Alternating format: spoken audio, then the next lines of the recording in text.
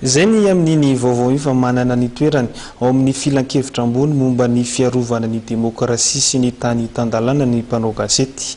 Nomarian'ny olavitry ny mpanao gazety eto Madagasikara fa misokatra ho an'ny mpanao gazety rehetra ny filatsahako fidiana.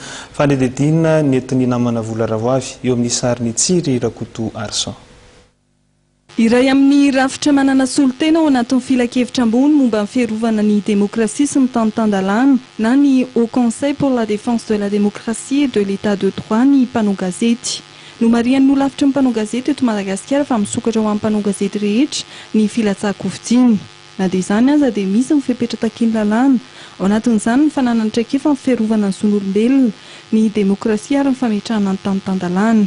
Ny mpanao gazety rehetra mafian'ny fipetraka voalaza ny lalàna iny sy ilay didim-panjakana mamaritra ny fomba hanendren'ny olavitry ny mpanao gazety sy ny tenan'ny mpanao gazety ao anatin'ny Haut Conseiller de l'état de droit de la démocratie de la gouvernance iny dia afaka mandray tsara tokoa.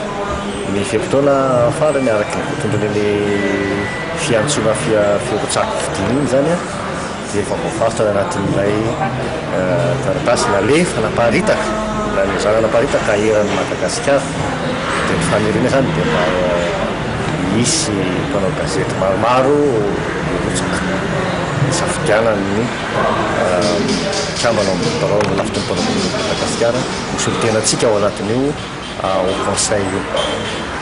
Mazay mafen'ny fipetra hoy izy ary mazava be ny voatondra lalàna hoe izay mafy koa momba ny atao hoe tany tandalana sy fanajana ny zon'olombelona. Ny 7 febroary 2024 vao ifarana ny fametrahana ny atoto-taratasy filatsahako fidiana ho an'izay liana hiditra ho solotena amin'ny mpanao gazety ao anatin'ny filan-kevitra ambony momba ny fiarovana ny demokrasia sy ny tany tandalana. Mbola tsy voafaritra kosa ny fotoana nataterahan'ny mpikambana ao anatin'ny Braon OGM amin'ny fifidianana izay solotena amin'ny mpanao gazety ao anatin'ny HCDDED.